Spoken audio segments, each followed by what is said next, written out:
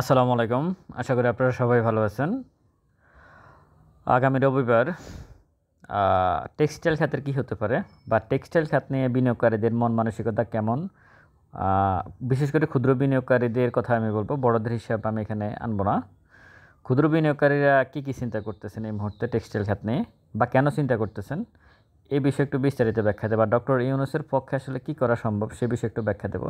পুরো ভিডিওটা শুনবেন, তাহলে ক্লিয়ার হয়ে যাবেন, বিশেষ করে টেক্সটাইল খাতের বিনিয়োগকারীরা। আর একটা সুখবর দিয়ে শুরু করি, সেটা হচ্ছে বিমস্টেকের চেয়ারম্যানের দায়িত্ব গ্রহণ করছে বাংলাদেশ আগামী 2 বছরের জন্য। এটা বাংলাদেশ, থাইল্যান্ড, ভারত, ভুটান, নেপাল এই অঞ্চলে এরা অর্থনৈতিক সহযোগিতা এবং পারস্পরিক সহযোগিতার উন্নয়নের জন্য এই সংস্থা গঠিত হয়েছিল। এটার দায়িত্ব থাইল্যান্ড থেকে আগামী 2 বছরের জন্য বাংলাদেশ পেল ডক্টর ইউনূস সরকার। এটা বাংলাদেশের জন্য খুবই গৌরবের এবং আমি মনে করি সম্মানের। এটা একটা বিষয়। এখন এর সাথে কিন্তু টেক্সটাইল খাতের একটা এই যে শুল্কের যে আরোপটা আছে, এটার একটা ব্যাখ্যা আছে। তার আগে আরও একটা বিষয় আমি দেখাই আপনাদেরকে, সেটা হচ্ছে ট্রাম্পের শুল্ক বৃদ্ধিতে মার্কিন শেয়ার বাজারে 2020 সালের পর সবচেয়ে বড় পতন।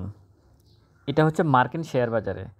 আসলে ট্রাম্প শুল্ক আরোপ করছে তাদের দেশের উন্নয়ন করার জন্য। তারা শুল্ক আরোপ করছে অন্যান্য দেশে, প্রায় 200টা দেশে।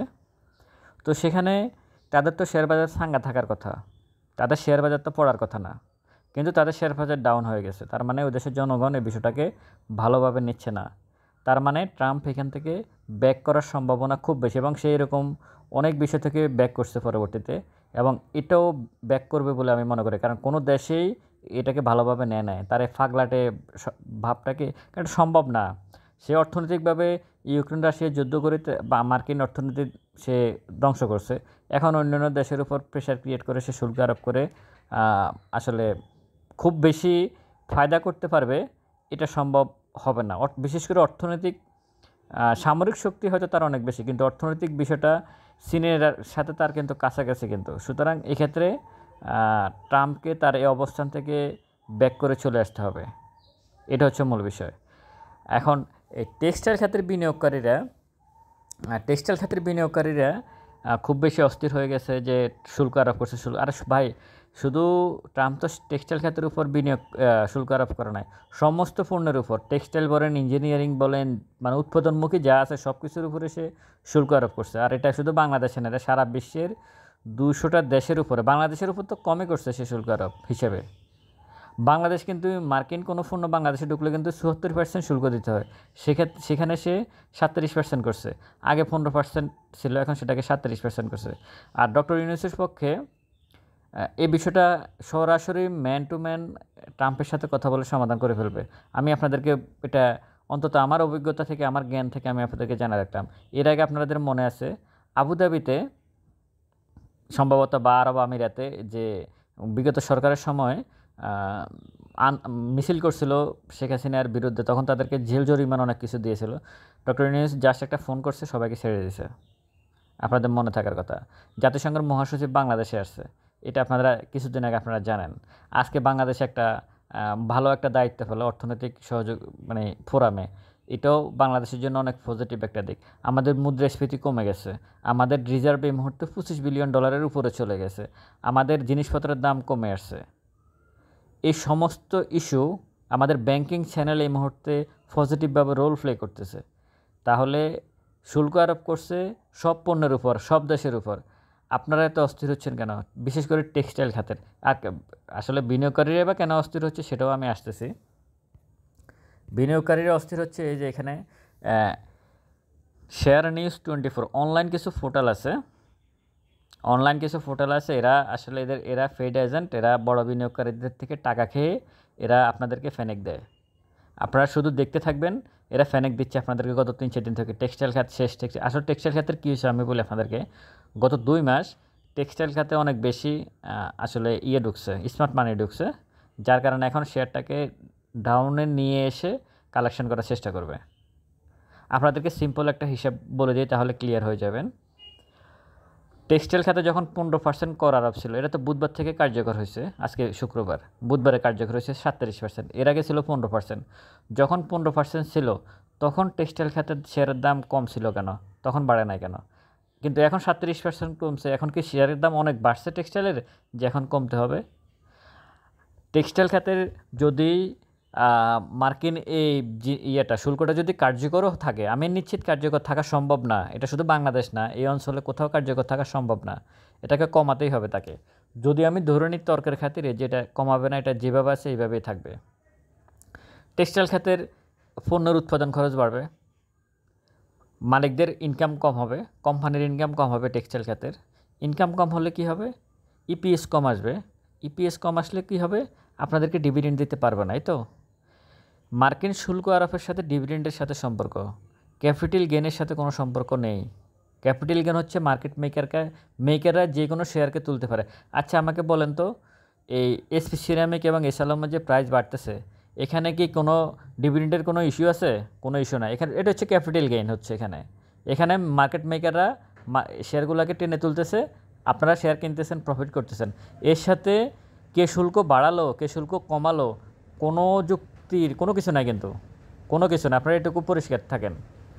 মার্কিন এই শুল্ক আরোপ করছে, এটাতে ডিভিডেন্ডের সাথে সম্পর্ক, এটার সাথে ক্যাপিটাল গেনের কোনো সম্পর্ক না। আমি আশা করি আপনারা খুব ভালোভাবে বুঝতেছেন। না বুঝলেও ফোন নাম্বার দেওয়া আছে আমার ডেসক্রিপশন বক্সে, যোগাযোগ করতে পারেন। আর অনলাইন পোর্টালগুলো এই শুধু টেক্সটাইলের খাত ধ্বংস হয়ে যাবে, রবিবারে টেক্সটাইল লালে লাল হয়ে যাবে, অনেক কিছু হবে। আপনারা এগুলো নিয়ে মাথা ঘামাবেন না।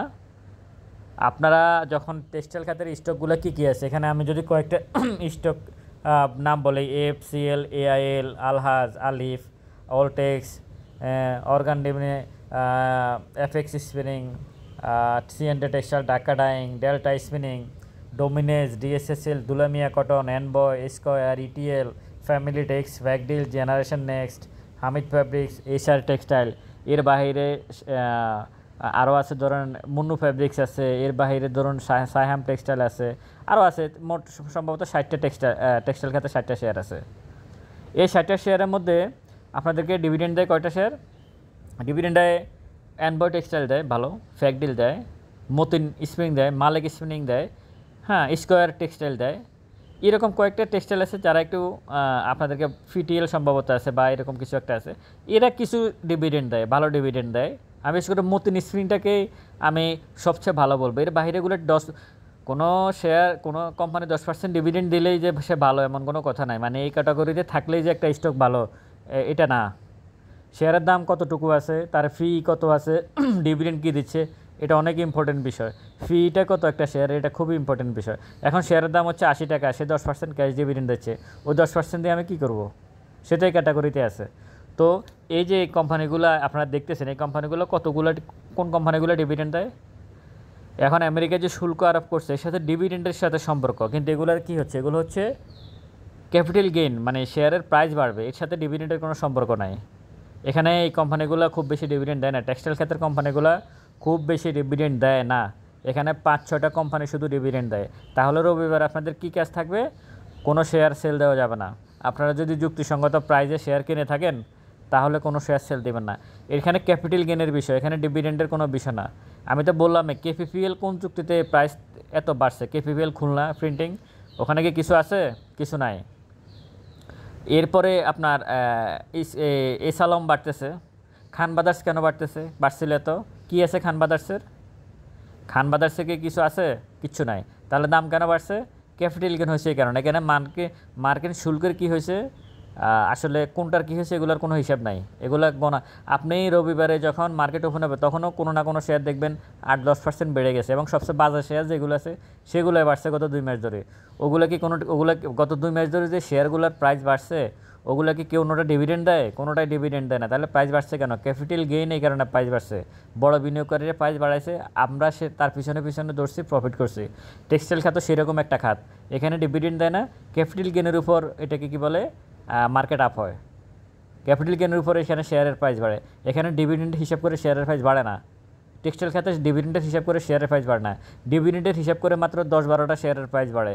এর মধ্যে আছে ইস্টার্ন ব্যাংক আছে, উত্তরা ব্যাংক আছে, ব্রাক ব্যাংক আছে, যমুনা ব্যাংক আছে, পদ্মা মেঘনা যমুনা অয়েল আছে, ইউনিলিভার আছে, ওয়ালটন আছে, ইবনে সিনা আছে। এই টাইপের স্টকগুলো ডিভিডেন্ডকে কেন্দ্র করে। বাকি সেই শেয়ারগুলো সেগুলো ক্যাপিটাল গেইনের উপর মার্কেট মেকাররা বাড়ায়, সেজন্য বাড়ে। সুতরাং টেক্সটাইল খাতের যে অবস্থা টেক্সটাইল খাতে যে অবস্থা, এখানে বেশিরভাগ শেয়ার হচ্ছে বি ক্যাটাগরি আর জেড ক্যাটাগরি, মানে সে 1-2% ক্যাশ দিছে, ক্যাশ দিয়ে বি ক্যাটাগরিতে আসানো, ডিভিডেন্ড সে দেয় নাই, সে জেড ক্যাটাগরিতে আসানো। জেড ক্যাটাগরিতে গিয়ে দেখেন অনেকগুলো টেক্সটাইল খাত পড়ে আছে। এই কোম্পানিগুলো আমেরিকাতে পণ্য পাঠায় না। সুতরাং আমেরিকার কী হয়েছে না হয়েছে এগুলো আপনাদের দেখার দরকার নাই। আপনারা চুপচাপ থাকেন, আপনার হাতে থাকা স্টক কোনোভাবে শেয়ার সেল দিবেন না। আর অনলাইন পোর্টালগুলো আপনাদেরকে ফেনেক দিবে অনেক বেশি, শুধু বলবে টেক্সটাইল খাত ধ্বংস হয়ে যাবে আগামী রবিবারে, কোনো প্রকারে কোনো শেয়ার সেল দিবেন না। পরিষ্কার কথা। এখানে আপনি শেয়ার যখন কিনছেন, আপনি ডিভিডেন্ডের জন্য শেয়ার কেনেন নাই, আপনি কিনছেন ক্যাপিটাল গেনের জন্য। ক্যাপিটাল গেন এদেশের মার্কেট মেকাররা তৈরি করবে, মার্কেট কারসাজিকারক যারা তারা তৈরি করবে ক্যাপিটাল গেন। ক্যাপিটাল গেনের জন্য মার্কিন যুক্তরাষ্ট্র শুল্ক বাড়াইছে, ওটার সাথে সম্পর্ক হচ্ছে ডিভিডেন্ডের সাথে। কোম্পানি আপনাকে ডিভিডেন্ড দিতে পারবে না, আপনি ডিভিডেন্ডের জন্য শেয়ার কিনেন না, আপনি ক্যাপিটাল গেনের জন্য শেয়ার কিনেছেন, সুতরাং কোনো শেয়ার সেল দেওয়া যাবে না। আর অনলাইন পোর্টালগুলোতে অনলাইন পোর্টালগুলোর নিউজে কোনোভাবে ফ্যানিক্ট হওয়া যাবে না। তারা এরকম নিউজ অনেক দিবে আগামী 2 দিন। আমি টেক্সটাইল খাত নিয়ে আরও ভিডিও দেবো, আগামীকালকেও ভিডিও দেবো, যেহেতু রবিবার মার্কেট খোলা, আপনাদেরকে আরও বেশি সাবধান করা উচিত। আর আপনাদের এখান থেকে একটা বিষয় শিক্ষা নেওয়া উচিত, এই যে টেক্সটাইল খাতে শেয়ারের এই শুল্কটা আরোপ করলো, শুল্ক আরোপ কিন্তু সমস্ত পণ্যের উপর করছে, শুধু টেক্সটাইল খাত না। এখন টেক্সটাইল খাতকে বেশি নিউজও নিয়ে আসতেছে। এখানে আমার ধারণা বড় বিনিয়োগকারীরা স্টাক হয়ে আছে, এখানে বড় বিনিয়োগকারীরা শেয়ার কিনে বসে আছে, আরও কালেকশন করার চেষ্টা করতেছে, এই জন্য প্রাইসটাকে ডাউন করতেছে। এই কারণে ফেইড এজেন্ট যেই অনলাইন পোর্টালগুলো আছে, নিউজগুলো আছে, ফেইড এজেন্ট তাদের পক্ষে কাজ করে টাকার বিনিময়ে তাদেরকে দিয়ে শুধু নিউজ করাচ্ছে যে টেক্সটাইল খাত শেষ হয়ে যাবে, শেষ হয়ে যাবে, শেষ হয়ে। সুতরাং আপনারা টেক্সটাইল খাতের কোনো শেয়ার কেউ যদি থাকেন, আপনারা শেয়ার সেল দেবেন না। রবিবারে টেক্সটাইল খাত হয়তো একটু ডাউনে চলে আসতে পারে, একটা মার দিতে পারে নিচের দিকে, কিন্তু দিন শেষে দেখবেন 2-1 দিন পরে ঠিক হয়ে গেছে, সমস্যা হবে না। কারণ প্রাইস এত কমে আছে, আসলে আর কমার জায়গা নাই। সবচেয়ে বড় কথা হচ্ছে এটা, প্রাইস এত কমে আছে। ইন্ডেক্স কোথায় আসবে? ইন্ডেক্স বড় জোর আসলে 5100-তে আসবে, 5000 আসবে, এই তো, এত কিছু না। ওগুলো আপনারা দেখে ফেলছেন। মার্কেটের যে ভয়ঙ্কর পতন, সেটা আপনারা গত 1-1.5 বছর দেখে ফেলছেন, আর পতন দেখার মতো তেমন কিছু বাকি নাই। সো আপনারা অস্থির হবেন না, ডক্টর ইউনূসের উপর আস্থা রাখুন, ওনার পক্ষে সম্ভব এই বিষয়টা উনি সমাধান করে ফেলবে খুব দ্রুত। ওনাকে এই ব্যাপারে প্রশ্ন করা হয়েছিল, ওনাকে প্রশ্ন বলতে ওনার সহকারী যিনি মানে প্রেস সচিব শফিউল ইসলাম, উনি বলছে যে ডক্টর ইউনূসের সাথে বিষয়ে উনি প্রধান উপদেষ্টা বলেছে যে এটা আলোচনার ব্যাপার, আমরা আলোচনা করে এটা সমাধান করে ফেলবো এবং সমাধান হয়ে যাবে। কিন্তু মাঝখান দিয়ে আপনার শেয়ারগুলো হাতায় নিয়ে চলে যাবে, তা আপনি আপনার শেয়ারগুলো হাতাতে দিবেন না। আর এই বিষয়টাকে একটা জিনিস শিক্ষা নেন, ডিভিডেন্ড বেস শেয়ারে সবসময় মেনটেন নেবেন, তাহলে আর টেনশানে থাকবেন না।